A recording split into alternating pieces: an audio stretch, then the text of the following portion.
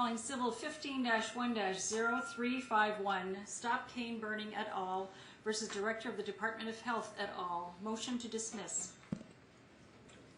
Appearances, please. Aloha and good afternoon, Your Honor. Lance Collins for the plaintiffs. The individual plaintiffs are here at the table, and Good afternoon. members of the organization are in the gallery. Good afternoon, Your Honor. Kelly Laporte on behalf of defendant and move on Alexander and Baldwin LLC, and with me at counsel's table is All right, good afternoon. Good afternoon, Your Honor. This is Dana Barbat on the phone, Deputy Attorney General on behalf of the Department of Health. All right, good afternoon. Good afternoon, everyone. And you may be seated. This week we had oral argument on the motion to dismiss that was filed by Alexander and Baldwin LLC and joined by the Director of the Department of Health, State of Hawaii. And today is the date that I was going to place my ruling on the record with respect to the motion to dismiss. In this case, plaintiffs filed a complaint on July 1st, 2015. And on July 6, 2015, the plaintiffs filed an amended complaint. The amended complaint names as defendants the Director of the Department of Health for the State of Hawaii and Alexander and Baldwin LLC, the current parties to this case. In the opening paragraph of the amended complaint, plaintiffs state that they seek to obtain a judicial determination that the air pollution control regulatory system that permits open air agricultural burning is unlawful, and also plaintiffs also seek to obtain injunctive relief, and that's simply another way of saying relief or a request that the court orders something or prohibits something from occurring. Injunctive relief protecting plaintiffs and the public in the absence of a lawful air pollution control regulatory system. And the amended complaint contains 6 claims for relief. The first is count 1. Is entitled an unlawful delegation of legislative power. The second, the violation of the right to a clean and healthful environment. Count 3, a violation of the public trust. Count 4, violation of equal protection. Count 5, violation of Chapter 344 of the Hawaii Revised Statutes. And count 6, violation of Chapter 343 of the Hawaii Revised Statutes. The plaintiffs have asked the court to issue a declaratory judgment, in other words, a declaration, a ruling that requests the following, or would include the following: that Chapter 342B, that relates to air pollution control, violates Article 3, Section 1 of the Hawaii State Constitution as an unlawful delegation of legislative power. Plaintiffs ask that the court declare that Chapter 11-60.1, that's of the Hawaii Administrative Rules, also violates Article 3, Section 1 of the Hawaii State Constitution as an unlawful exercise of legislative power. Plaintiffs also ask that the court declare that Chapter 11-60.1 violates each person's right to a clean and healthful environment, as found in Article 11, Section 9 of the Hawaii State Constitution, and is in excess of the authority of the director. Plaintiffs also ask that the court declare that Chapter 342B of the Hawaii Revised Statutes violates each person's right to a clean and environment as found in Article 11, Section 9 of the Hawaii State Constitution. Plaintiffs ask that the court declare that the director of the Department of Health has breached the director's duty to protect the public trust by permitting open-air agricultural burning. Chapter 11-60.1 plaintiffs ask that the court declare that Chapter 11-60.1 that excludes agricultural burning from the prohibition on open-air burning violates the Equal Protection Clause of the Hawaii State Constitution. Plaintiffs also ask for a declaration that Chapter 11-60.1 is invalid for failing to consider the Hawaii Environmental Policy Act. Plaintiffs ask that the court declare that the director of the Department of Health has failed to comply with the obligations to conduct an environmental assessment related to open-air burning. Finally, the plaintiffs ask for a declaration from the court that the 2015 permit related to open-air burning, agricultural burning, is invalid for failing to comply with the Hawaii Environmental Review Act and Chapter 343 of the Hawaii Revised Statutes. And plaintiffs seek an injunction preventing agricultural burning under any current permit until the director can exercise the director's authority in a manner that the plaintiffs argue would be lawful. Now, the issue of injunctive relief, in other words, asking that the court order that an entity be prevented from doing something, in this instance, preventing the director of the Department of Health from approving or renewing or issuing any further open-air burning permits is another request made by the plaintiffs, and they're asking that that be prohibited until such time as the director can exercise the director's authority in a manner that the plaintiffs have argued to be lawful. Now, in response to the amended complaint of the defendant, Alexander Baldwin, LLC, has filed a motion to dismiss each of the 6 counts that I previously referred to on a number of grounds. And the director of the Department of Health has joined in this motion. Now, the court does recognize that this proceeding obviously impacts many people on the island of Maui on each side of this case. There are obviously interests involved, and the court recognizes that that it would be logical and reasonable to assume that those impacted and those who are just interested in the issues would be very much interested in this matter and its how it progresses. And therefore, I think it might be helpful to note what today's motion involves and what it doesn't involve. Essentially, Alexander Baldwin and the director of the Department of Health are asserting that plaintiffs' claims are not valid claims, and that being under the law, and that the court also lacks what's called subject matter jurisdiction. In other words, the court would have no authority or power over the claims made by the plaintiffs in their amended complaint.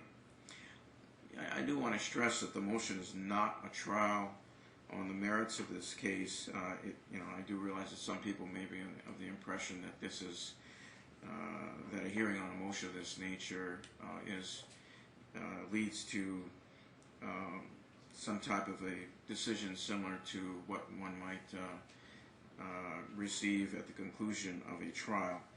That's not the proceeding before the court today.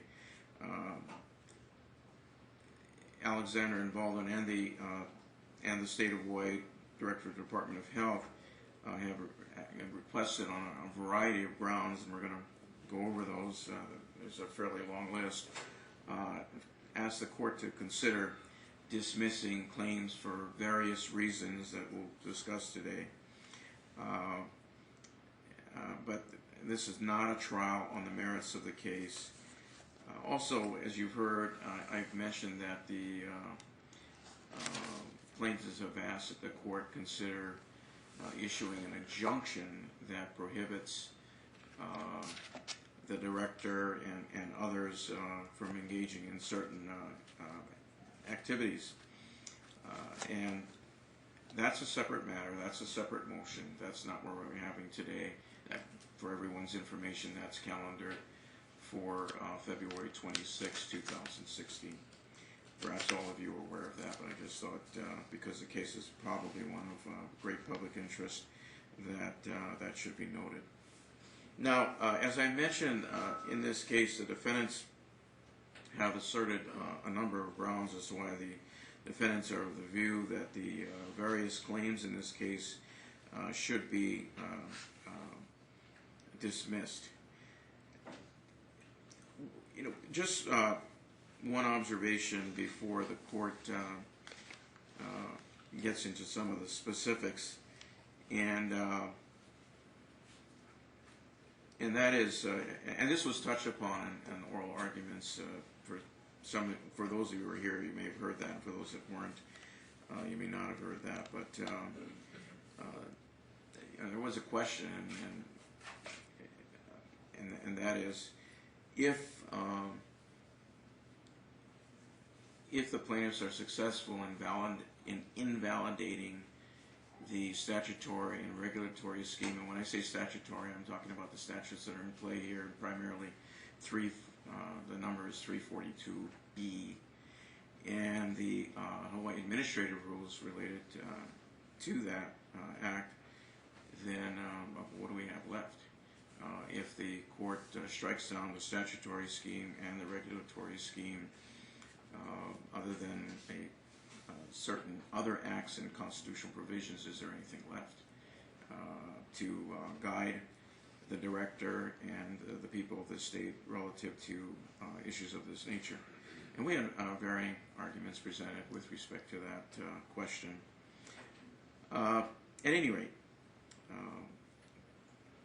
as to count one, the defendants assert that the plaintiffs are seeking to invalidate Hawaii Revised Statutes Chapter 342B, and that's called the Air Pollution Control Act by many. And the argument here is that the act unconstitutionally delegates legislative power to the State Department of Health.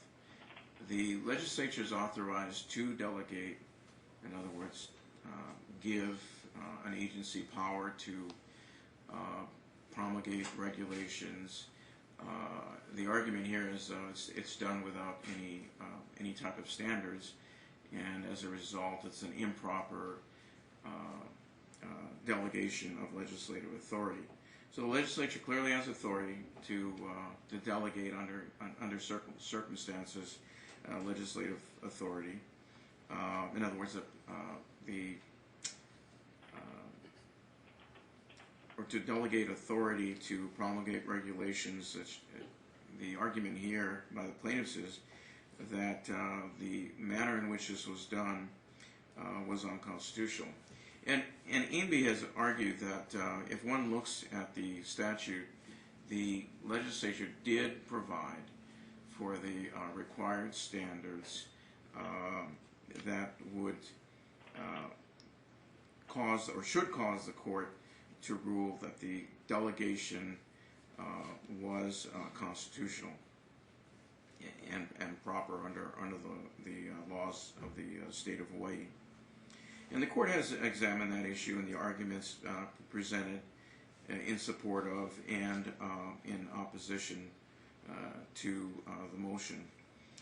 The court concludes in having reviewed the act and the regulations that in this particular instance, the delegation by the Hawaii State Legislature provided adequate standards pursuant to which the Director of the Department of Health could properly promulgate regulations related to air pollution control, and as a result, the request as a matter of law to invalidate the statutory and regulatory scheme, in the court's view, is not a claim that can be considered valid or survive in this case. And this is really a question of law. One looks at the arguments made by the parties, and one looks at the statutory scheme and the regulatory scheme, and the court needs to make a determination as a matter of law as to whether or not the delegation is proper. And respectfully, I'm of the view that the delegation was appropriate, given the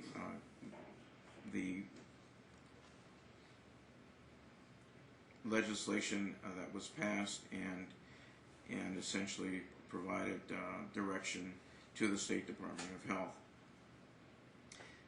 Next, as to count 2, the A&B argues that that the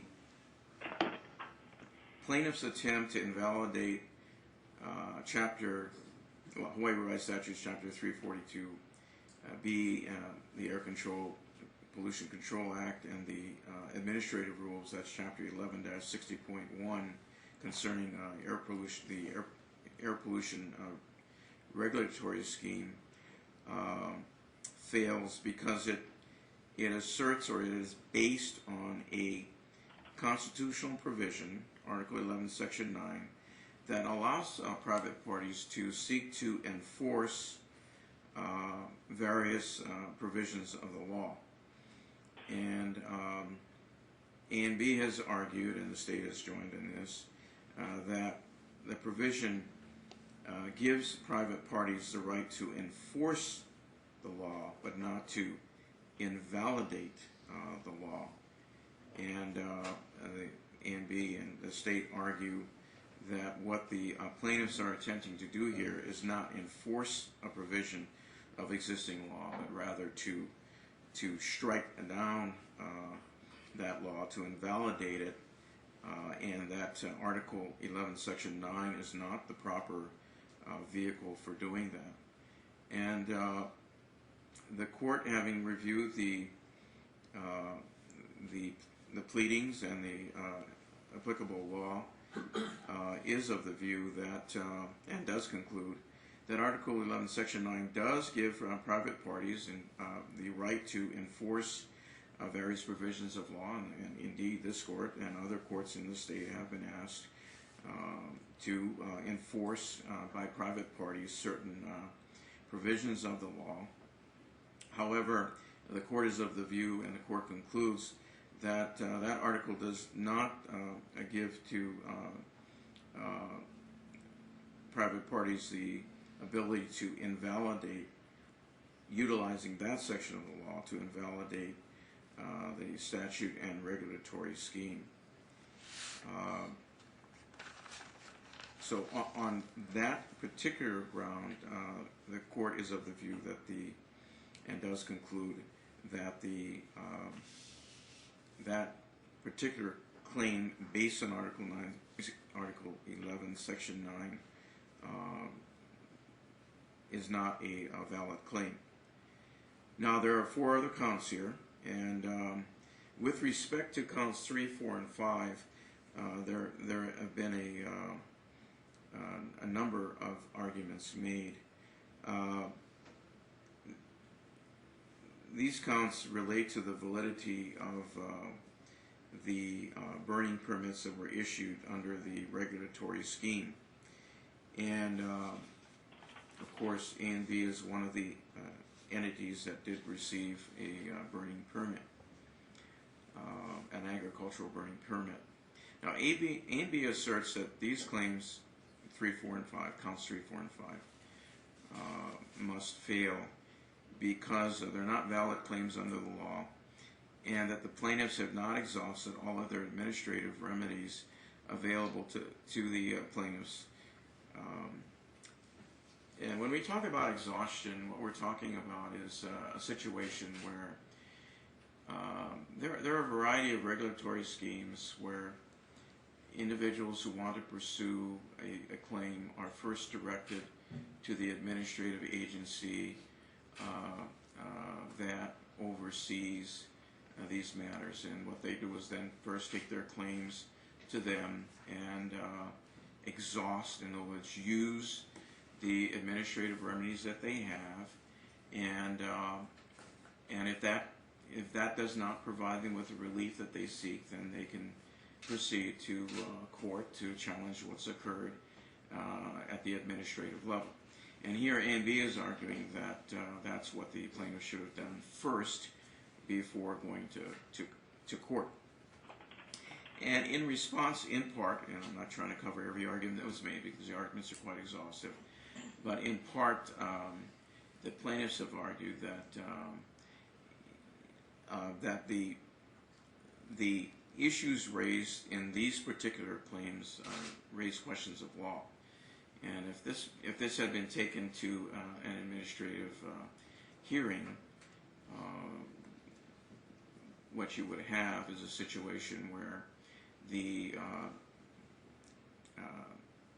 at the administrative level there would have to be questions of law determined, and that's something that's properly reserved to the courts.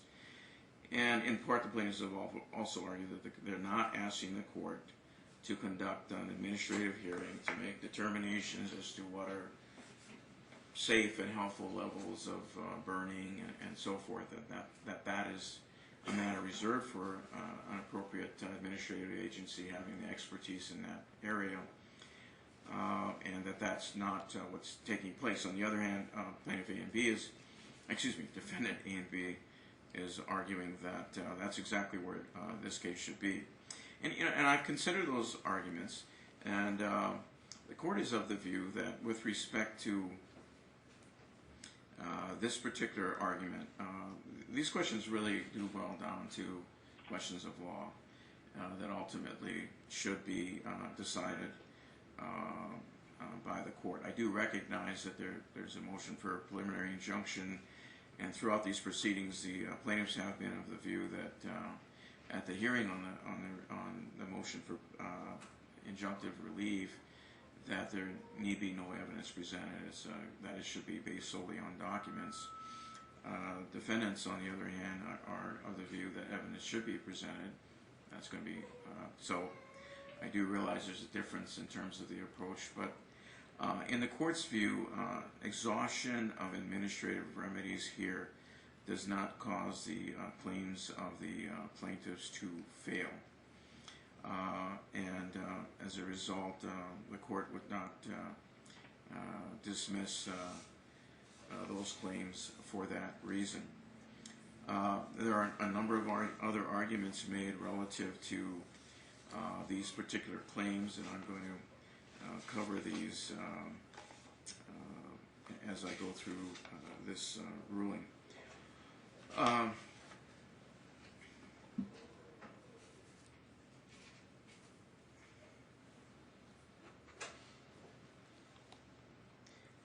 Another argument that has been made by defendant A&B is that, and joined in by the state, is that the regulatory scheme, the way administrative rules, is a part of a state implementation plan. And if you were here for arguments, you heard them refer to SIP on many occasions, and that's what they were referring to, a state implementation plan.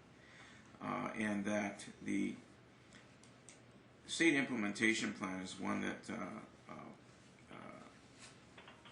is given life through the Federal Clean Air Act, and that questions of this nature relating to a state implementation plan can only be decided by the United States Court of Appeals for the Ninth Circuit, and Hawaii, for anyone's information, falls within the Ninth Circuit, and that's why there's reference to the Ninth Circuit. In part, plaintiffs have argued that they are not seeking to attack this. They're attacking the permits that were issued here that are relevant to this case, in particular A and B, although respectfully the complaint I believe is broader than that. But at any rate, they're arguing that this is not, or these claims are not claims that have to be brought in the first instance before the United States Court of Appeals for the Ninth Circuit. And at least as framed and argued by the plaintiffs, at least at this point in time of the litigation, the court is of the view that that original and exclusive jurisdiction does not rest with the United States Court of Appeals for the Ninth Circuit. I obviously have great respect for that court, and this is has nothing to do with the court, but it's just a question of, given the claims that are presented by the plaintiff, is this in the first instance something that has to be brought before the United States Court of Appeals for the Ninth Circuit? And the court is of the view that, at least based on the record that I have before me at this point in time, that is not the case.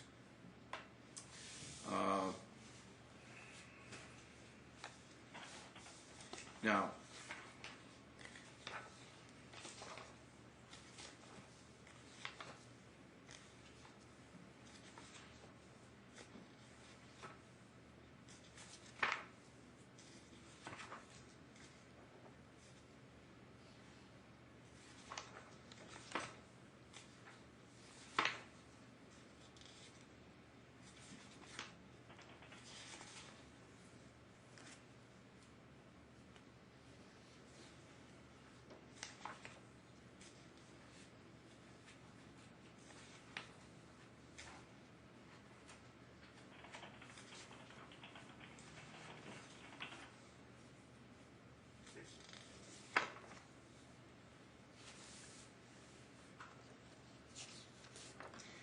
the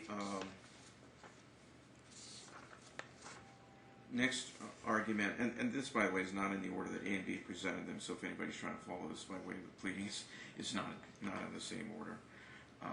At any rate, the defendants have argued that as to count 5, that's based on Chapter 344 of the Hawaii Revised Statutes, which basically sets forth the Hawaii environmental policy for the state of Hawaii, and plaintiffs have argued that that particular claim fails because the Act itself simply sets forth policy, and it's not something that gives rise to a claim that would be dispositive with respect to any type of claim here. And at least as currently presented to the court, and I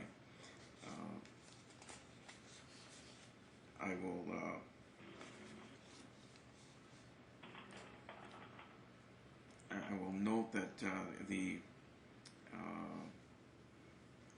claim itself is not worded quite that way in terms of the claims that are being presented by the plaintiffs, to the extent that the claim is interpreted as being one that's based on Chapter 344 of the Hawaii Revised Statutes. The court does agree that the Chapter 344 is one that sets forth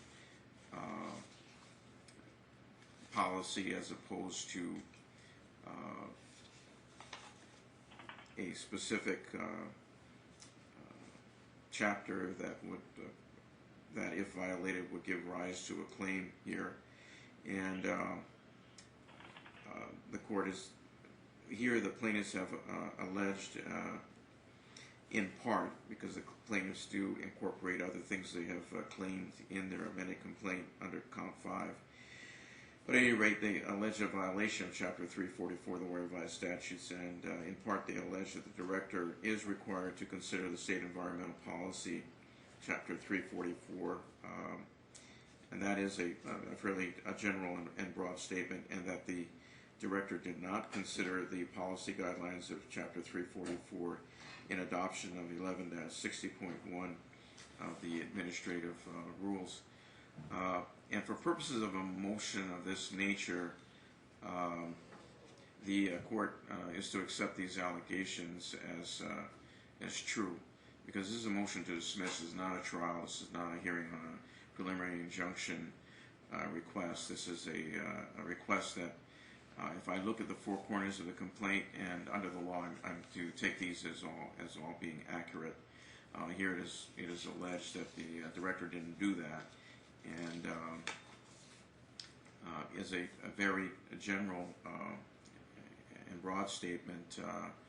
The court is of the view that the director should take that into account, and so I'm of the view that count 5, although based on a fairly broad policy statement set forth in our acts, at least based on the allegations made, would not fail in light of the allegations made.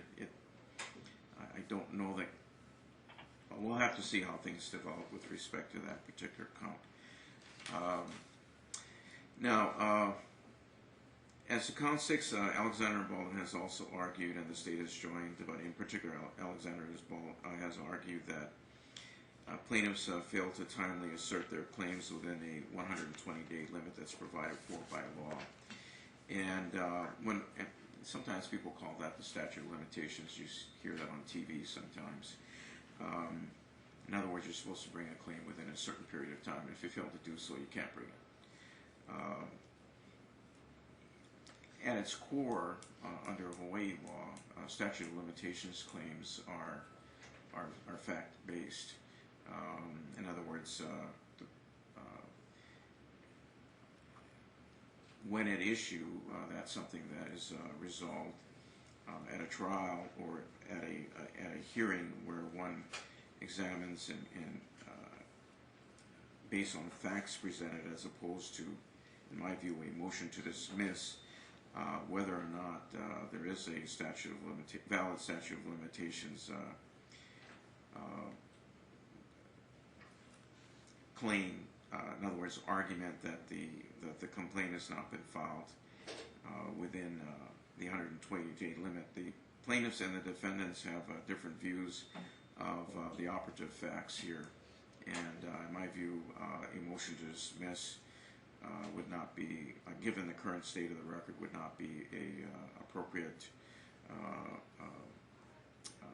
means of dismissing count 6. Now, it is also argued that plaintiffs have failed to join many other individuals and entities that have received burning permits. A&B argues that when one looks at the complaint doesn't say that this case is restricted to Alexander and Baldwin's burning permit, but rather is a request to strike down burning permits in general. And A&B has pointed out, at least as of the date of the argument, that there's some, at least in terms of the most relevant period and most recent period, some 144 permits issued that would be impacted. And as a result, they're arguing that if they're going to attempt to strike down these permits, they need to join everyone else, because if the court rules that that's the case, not only does A&B's permit go, but everybody else's permit goes with it, and that means that these individuals need to be joined into this case and made a part of this case, so they can have something to say about that, if they want to say something about it. In part, plaintiffs have argued, if I understand the argument correctly, that the case is aimed at the burning permit issued to A&B and not to other burning permits. Although one may argue that no matter how the court slices this, if the court strikes down the statutory and regulatory scheme, with it goes all other burning permits and other individuals' burning permits that involve a wide range of activities goes with it. And part of the argument of A and B is that that also includes certain native Hawaiian practices related to kalo cultivation.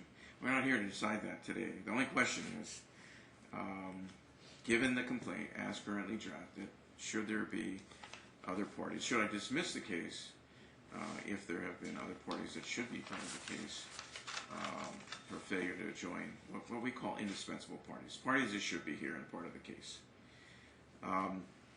And respectfully, in looking at the complaint, it does. This court does conclude that the complaint does not take sole aim at Alexander and Baldwin, and that may very well be what's intended. Oral arguments notwithstanding, if I understood the arguments, Mr. Collins, and if I didn't get that, if I'm not adequately summarizing it, I apologize. But that's what I thought you were arguing when we had oral arguments. But at any rate, it does seem to impact a broad number of permits that have been issued. And if the court is being asked to strike down these permits, it would seem fundamentally fair that those individuals have the ability to say something about that. Now, does that equal dismissal? In other words, if that happens, does that mean the case gets thrown out and that's the end of it? Well, there are actually more than one approach that a court can take when a motion of this nature is presented to the court. The court can provide to plaintiffs, when the plaintiffs make such claims, the opportunity to reflect on the complaint, examine what it is that the plaintiffs want to pursue, and to either amend the complaint, or if the plaintiffs choose to include everyone who has a burn permit, then the plaintiffs do face the possibility of dismissal of the complaint. And so, with respect to this particular claim, what the court is going to do is give the plaintiffs the opportunity to reflect on exactly what it is they want to present to the court by way of claim, and if that means you want to amend, then we'll have to consider that. In other words, you come to the court and request permission under the rules of procedure, and the defendants will have the opportunity to say something about that. And on the other hand, if the intent is to address all existing permits, then in the court's view, I think those individuals have the right to be here and to say something about it. I don't think it would be appropriate for this court to issue an order that's going to impact many other people if they don't have the ability to say something about that. There are certain rights in play. We have various provisions of law that say that should occur, and some people might just summarize it as just saying that's just fundamentally fair. You shouldn't take away someone's ability to do something without having the opportunity to be heard. So that'll be my approach with respect to that particular issue. And I'll certainly provide, the court's willing to provide an appropriate amount of time to have that process take place. And I assume, well, I don't want to assume anything here. It may be that A and B in the state of Hawaii will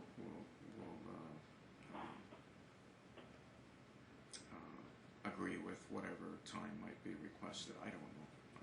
I do realize we have a preliminary injunction hearing on February 26th, so I'm certainly aware of that as well. So, at any rate,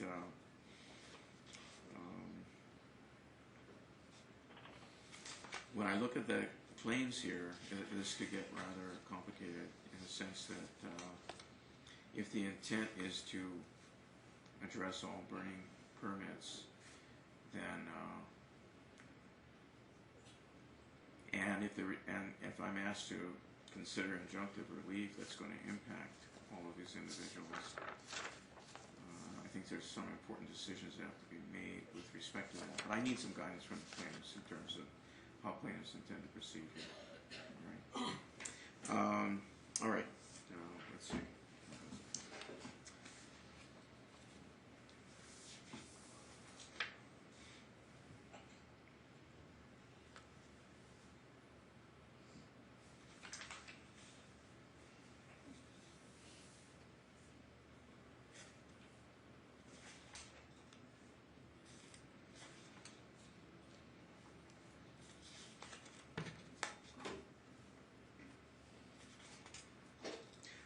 I believe I've covered the arguments presented by the motion. I apologize if I missed something. I know there were many different arguments presented during the hearing on the motion, but what I am focusing in on are the arguments and claims made by the move-on, because the move-on bears the burden here, and that's what I'm trying to address. I realize that this case involves a lot of issues, and so what I'm trying to do is address those. So now, where does that leave us? What do we have here? In the court's, the court, to summarize where that leaves us, in terms of count one, respectfully, the court is of the view that that claim, as currently presented to the court, relative to an unlawful delegation of legislative power, should be and is hereby dismissed. Now, look, for anybody that's wondering how this could work, I mean, this doesn't prevent the plaintiffs from coming back in and reframing this in some fashion. So I just want everyone to understand. And again, I realize the case is of importance to many different people for many different reasons. And I know there's, that some folks that will probably feel that this should be, everything that's requested should be granted, and other folks that feel that this case should be thrown out of court. So I realize that. And what I'm trying to do is,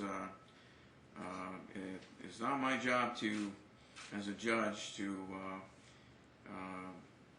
take any views or opinions on how I feel about how my personal opinions might be about any of this. It has nothing to do with any of this. I'm trying to review this as a matter of law, and I just want everybody to understand, if I dismiss a claim today, that doesn't mean that that's the end of it forever.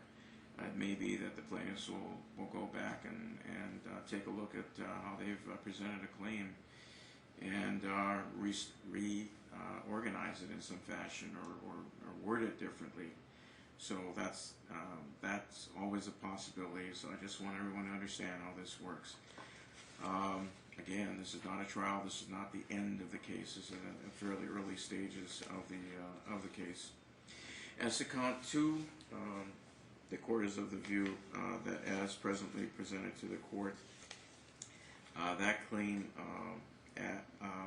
should be dismissed as well, and the court at this time would so order.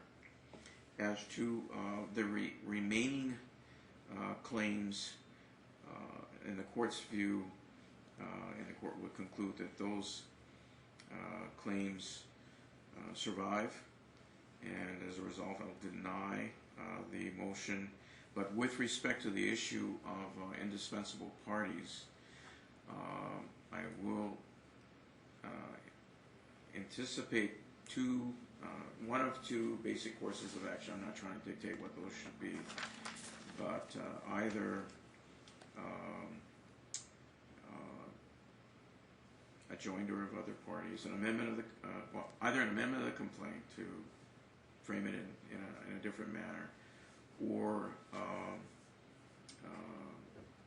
joining of other parties. And I'd like to give you enough time to reflect on that. And, you want to give me a rough idea of what you need? I'm looking to you first, Mr. Collins. Your Honor, would it be possible just for a moment for Mr. Laporte and I to approach off the record? You could do that. We also have Attorney General. Oh, and with... Yeah. I can call back to the chambers if that would make everybody, that would be easier if we wanted to have an off-record scheduling. We may be able to have you, I don't know exactly what to do. Or maybe you can put me on hold and transfer me back to have an off-the-record conversation. Yeah. Are you okay then with me just hearing Mr. Collins and Mr. Portney? Are you okay with that? Hello? I'm sorry. I think I missed something. No, I said, are you all right if they just approach the bench and tell me what they want to tell me? I mean, if that's okay with you, then I'm okay with it. Sure. I have no idea what they're going to tell me, but I suspect that we want to have a bit of a scheduling conversation about the dates and the timing.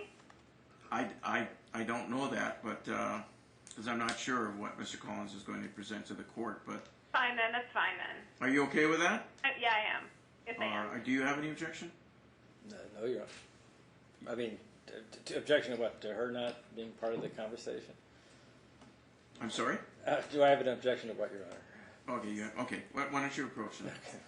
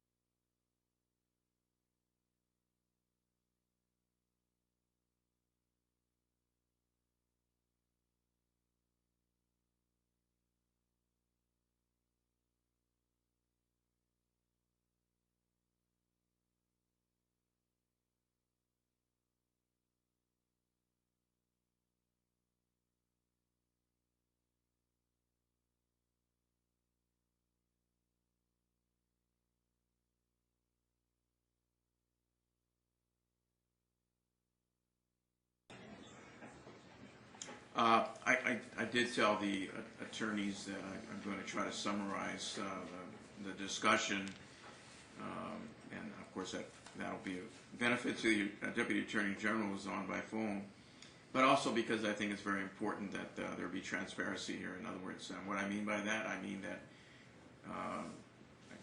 you know what we're talking about, so that you don't feel as though you, the public, know what's being discussed, so you're not of the view that something's being hidden from you. And I was setting forth to the parties two basic courses that could be followed here with respect to quote-unquote indispensable parties. And I think Mr. Collins was concerned as to whether that's it. I mean, that's the only way it can be approached and no other way.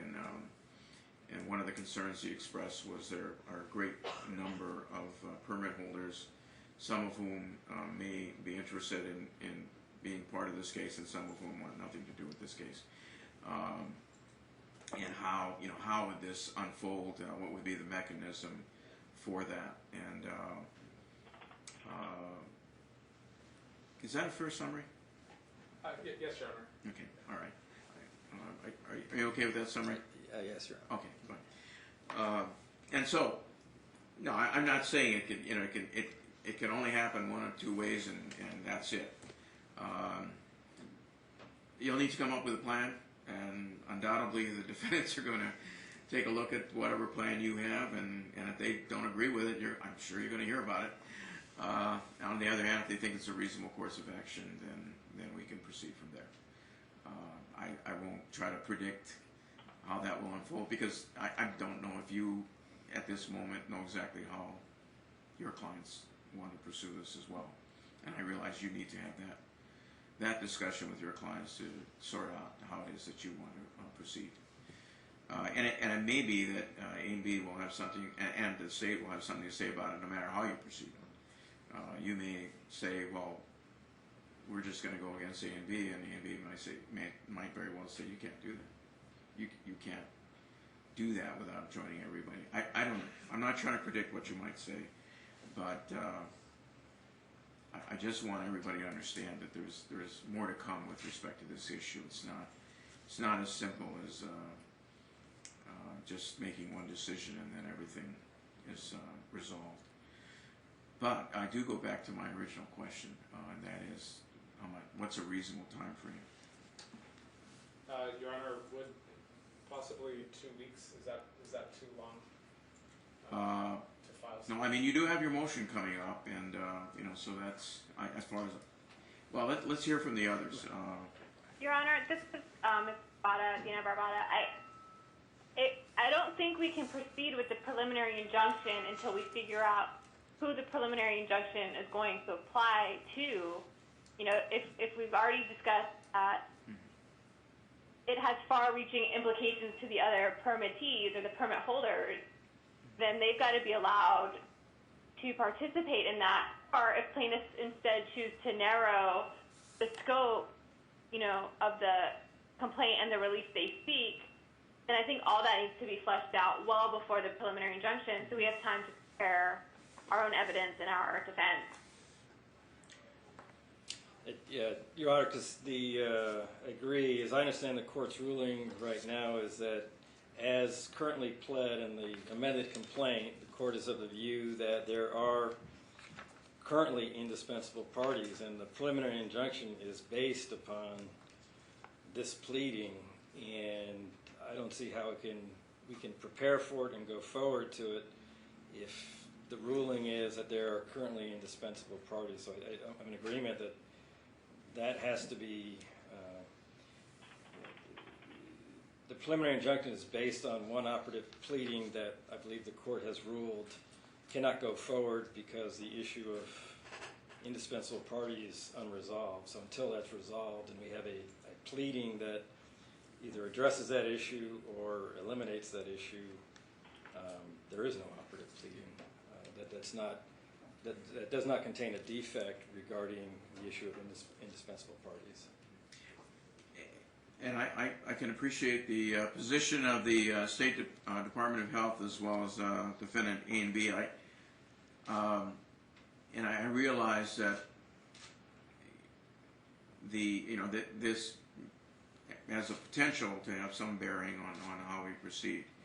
Your Honor, we can amend our motion and file it on Monday, which would still be within the 21-day window for filing motions, to ensure that the preliminary relief that's being sought by the motion does not directly affect any of the interests. It kind of depends on what it is you decide to do. And I guess you have to have that meeting with your clients and sort that out, because there are a number of scenarios here.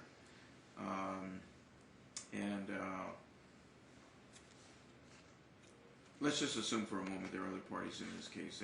Obviously they're going to have something to say about this too. So, and on the other hand, we have these two parties. Well, obviously we have plaintiff and two defendants, and if that's the way it stays, then we may still have some litigation over that. I don't know. I'm not going to go there, but I've seen that happen too in the past. So at any rate, really, that's why I'm just trying to focus in on what's a reasonable amount of time, and then once we know what the direction is, then I think that gives us more information in knowing where we go from that point on. And as you folks know, I'm available anytime for status conferences, on or off the record. And I've been trying to do everything on the record because I'm trying to keep this a transparent process for everyone. So you just tell me what's a reasonable amount of time. All I really need to know is from the defendants is whether or not that's a reasonable amount of time. I realize that there may be an issue concerning other individuals and their rights. We can get, if we get there, we can address that. But right now, we're kind of speculating on what may or may not happen. So you just tell me how much time. I want to be reasonable about this and give you a reasonable amount of time. I don't want to shove this down anybody's throat or anything like that. This is it's an important decision. Your Honor, perhaps... I'm okay with the 2 weeks. Well, Your Honor, if it can be 10 days too. Rule 12 says that if a motion to dismiss is denied, the parties have 10 days to answer, unless the court orders otherwise. That would be... So you have any objection to that? We can also do that within 10 days. Just in terms of timing. I realize that other things could flow from it. I'm not asking you to commit on anything other than just the timing.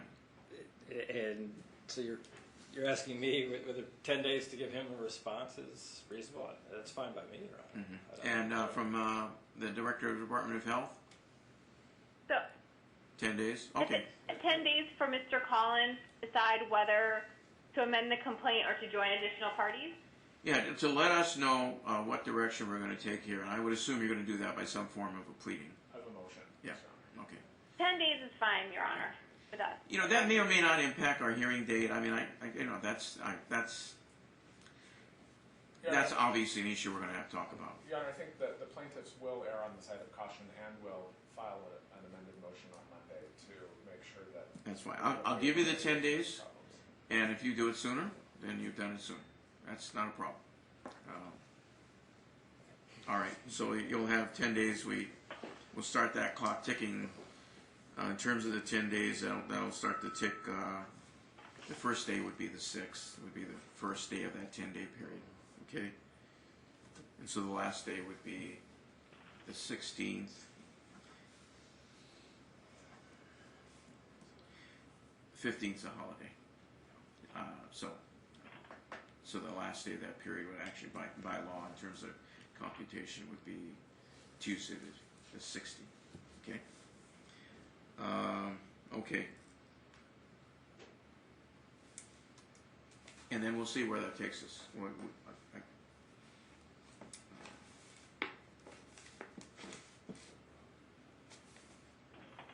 And if need be, we can do an on-the-record status conference.